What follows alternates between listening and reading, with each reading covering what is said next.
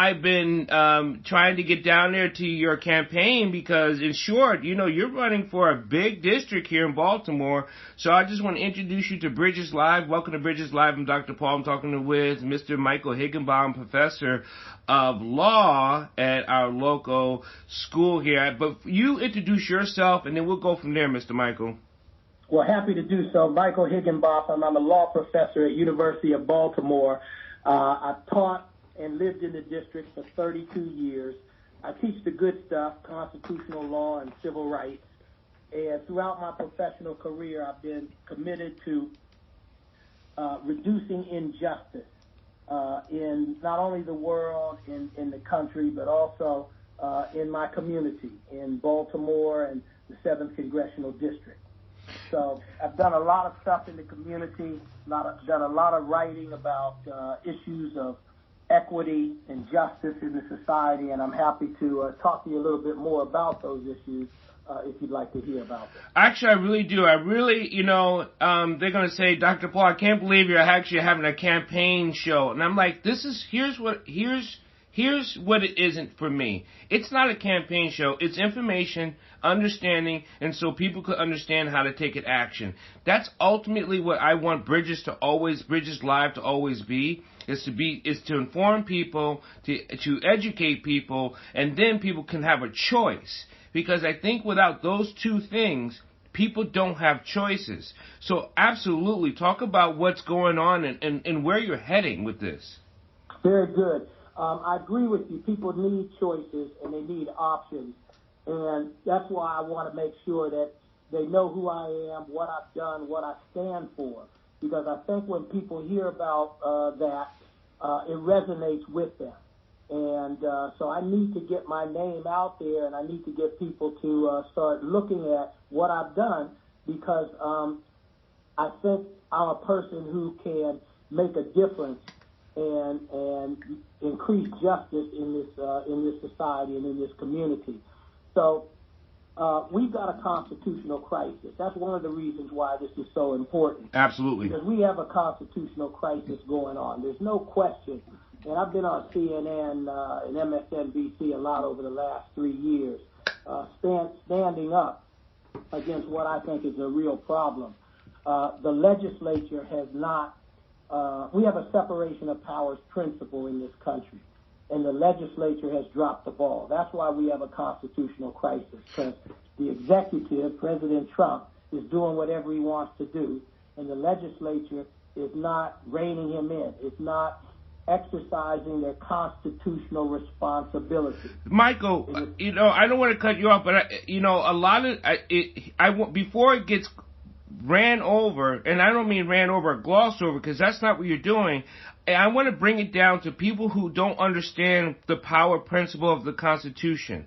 Can you simplify that just a little bit for people who may not understand, or who don't read as much, and who just listen, and so they can really connect with what you're saying? I'm going to give you a con law in a nutshell. Okay. Constitutional law in a nutshell. I love it. We've got basic principles in this society which we're based on. Yeah. One of them is the separation of powers. We have 3 separate and distinct branches of the federal government. Correct. They do separate and distinct things. So we have the executive branch, which is the president.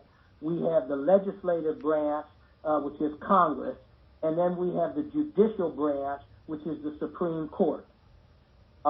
Congress makes the law. The executive enforces the law. And the Supreme Court interprets the law as to whether or not that law conflicts with the Constitution. And so those separate and distinct roles are important. They're balanced. We have a balance that goes on. And when one of those entities does not fulfill its role, does not do its job, it breaks down.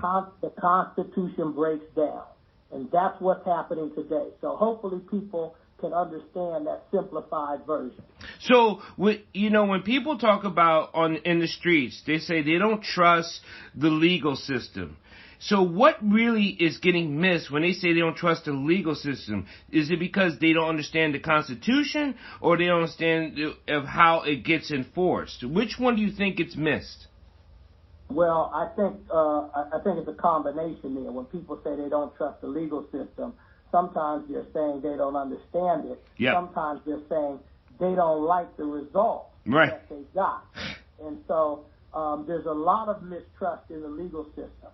But one of the things I'm most concerned about, which is being caused by what's going on in D.C. today, is the undermining of our institutions, the things that have made this country work and have helped people believe in the legal system. And that's what's a problem. I recently wrote an editorial about impeachment. Yes. And what's going on. I read it. And you read it? Yeah. Oh, excellent. And one of the things that I said was that for the sake of the country, President Trump should resign. And the reason why is because if we go through this thing in the Senate, it's going to continue to cause three problems. One, it's going to continue to erode the confidence that people have in our federal institutions. Correct. Because President Trump continues to malign like the intelligence agencies and other federal institutions that people have to believe in terms of how this democracy works. Second, and more problematic, is President Trump continues to basically say to the Republicans in the Senate, you know, don't hold this trial. And if you do, don't call any witnesses. And if you should just dismiss this and let me get back to business.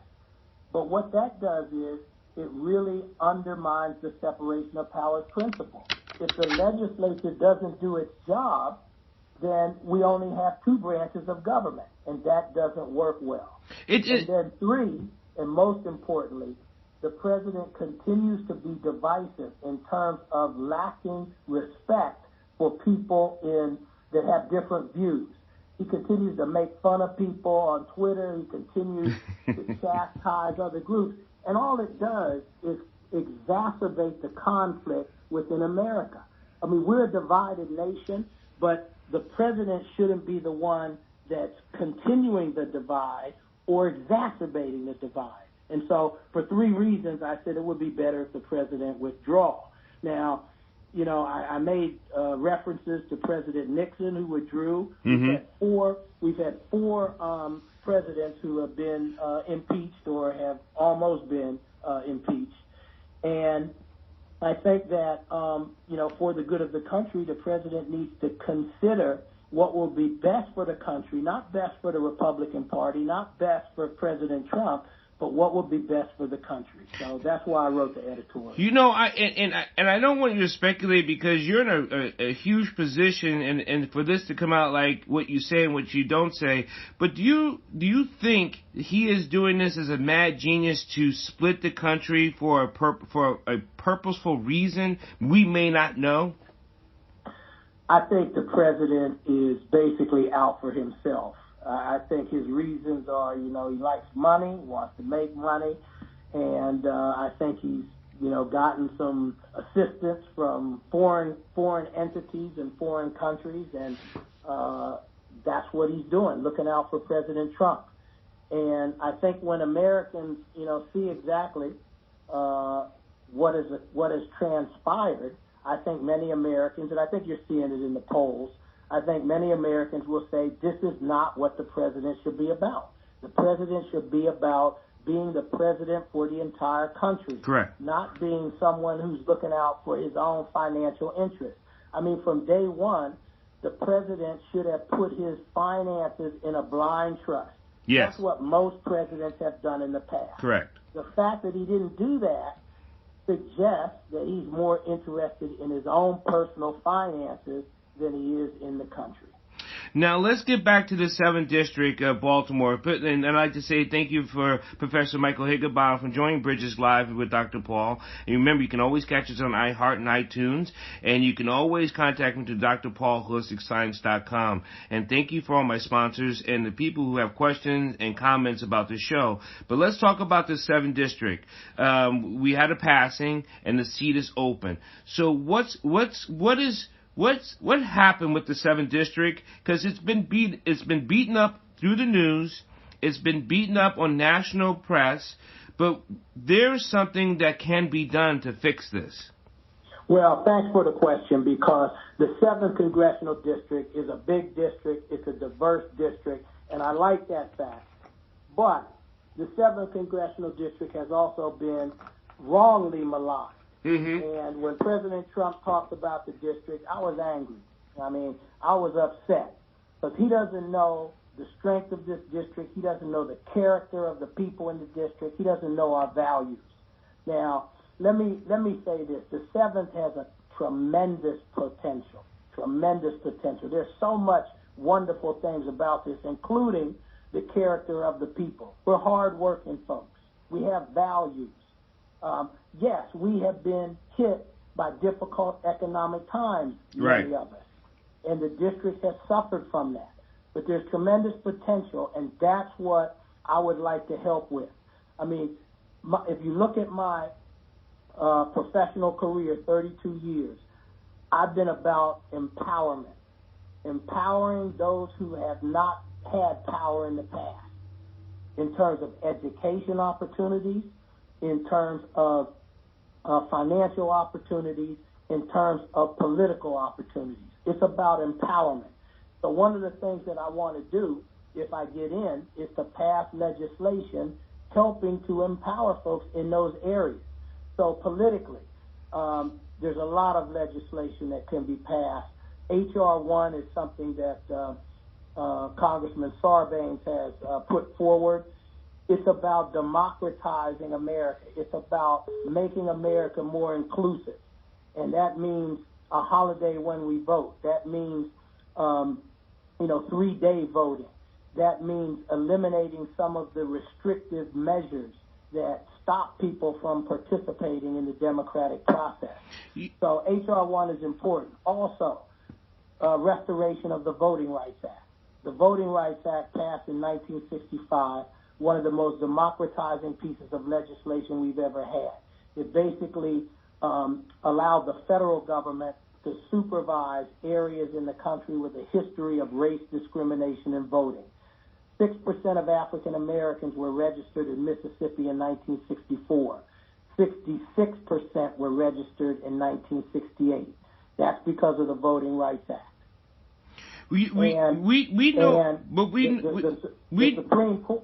Yeah, go ahead. We know that the 7th District has tried to get this done before and it was never completed. So why wasn't these things rectified with others? Well, look, politics has been involved. Okay. The Supreme Court struck down the Voting Rights Act in 2013. Right. And many, including Congressman Cummings, tried to have a restoration of the Voting Rights Act passed. But the problem is politics. You have to, get a majority of both houses, and then if the president vetoes, you have to get a 2/3 override. It's not easy to do under our constitutional setup. The restoration of the Voting Rights Act has been put forward in the House, and it needs to be passed in the Senate and signed by the president. But even if you get in, can't this be more of the same when it is a political issue and they're just not trying to help the constituents you are trying to serve? They want them to be broken and broke off? It's a good point, and that's where skill, knowledge, and tenacity come into play. And if you look at my history, I have all three of those. I have knowledge of the constitutional process. I have skill in terms of being able to work with folks who might disagree with me. In academia, I've been in academia 32 years, but in academia, When I became interim dean at University of Baltimore Law School, we cut a deal on financing with the university because there was a big dispute about money in the university. Nobody thought we could get a deal. I worked with people on all sides of the political spectrum, on all sides of the personal spectrum, and we got a deal passed that was unanimously agreed on, not only by the law school faculty, but also by the university administration. So I've been able to work across lines to get stuff done. That's what I'm all about, getting stuff done for the people in the 7th. There's a saying that Americans are more concerned about placing the blame when stuff goes wrong than on fixing the problem. We need to fix the problem. That's what I'm about. That's what I'm focused on. And so when you look at the 7th, we need economic development. I was walking around the North Avenue corridor a couple of days ago.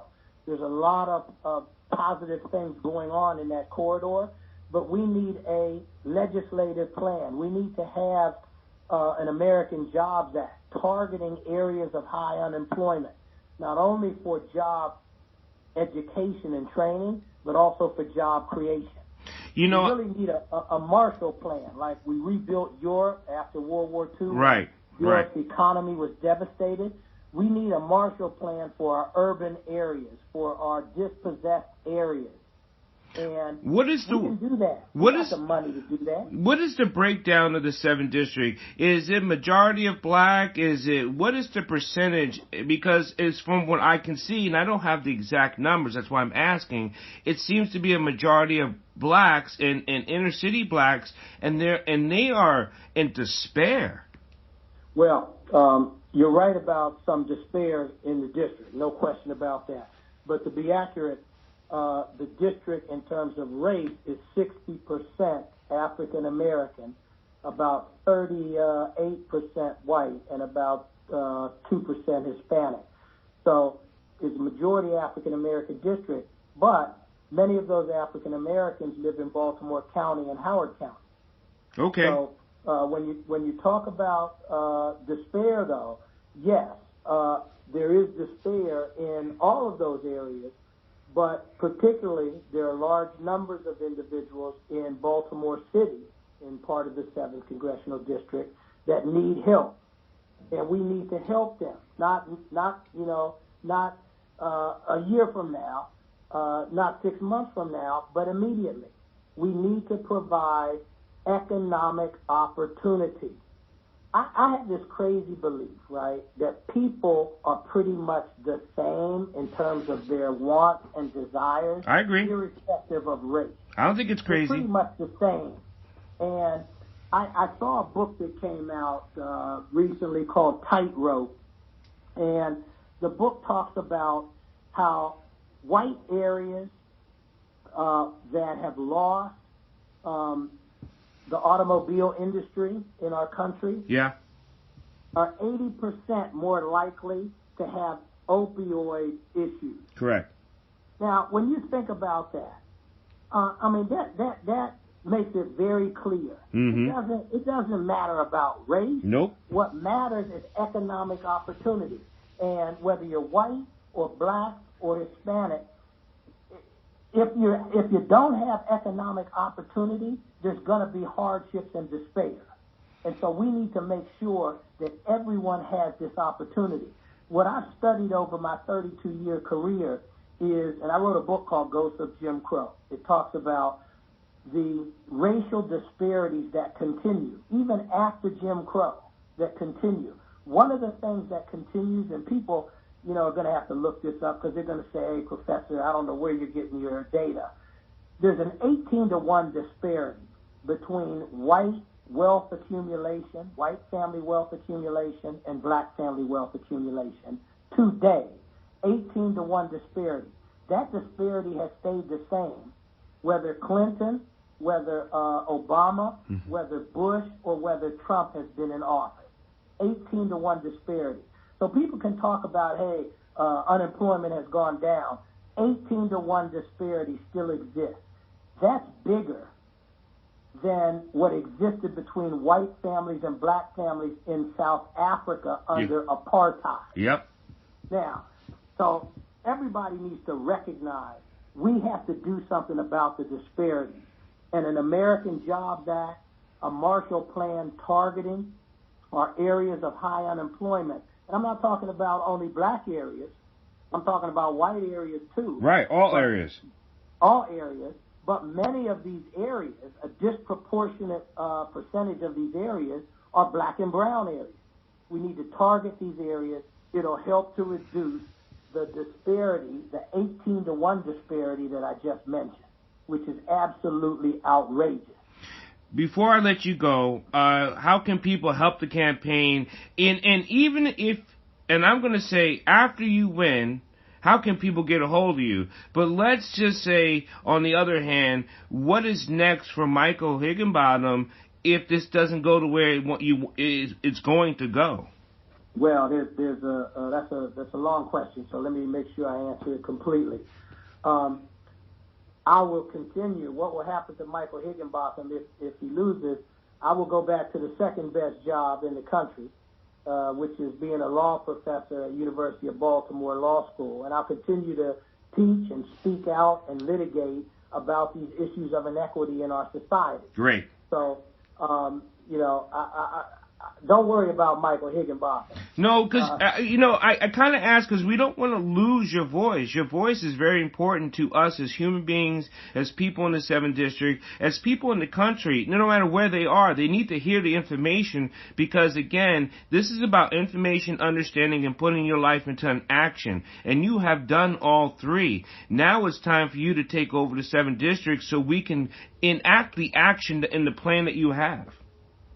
Sounds right to me. You basically have said what I said. Look, I've educated, I've litigated, now it's time to legislate. Right. And so I'm looking forward to doing that, putting some of these ideas into practice, because that's what the 7th needs. But to also answer your question, if I win, we're going to definitely implement some of this legislation to help folks out. Or I'm going to do everything I can to make sure that, that legislation gets considered in Congress. That's what we need to do. It's very, very important. Ideas are important. This campaign should be about looking to the future, not looking to the past. And if we look to the future, that future can be very bright for people in the 7th Congressional District. We can make this thing work. We can improve what's going on, make sure it increased opportunities. And as I said, people are pretty much the same everywhere. They want the same things. And if you give them a choice, you give them options, they'll choose the best option. Most people will choose the legal option, the fair option. And that means that violence will go down in the community as well. And to me, that's very, very important. You'll never reduce the violence until you increase the opportunity. My heart is touched, and I'm very blessed that you came on Bridges Live. I will go on record and say I am a Micheal Higginbottom fan, and I do believe that you're the best man for the job. So I will put that on record and out there in the airways.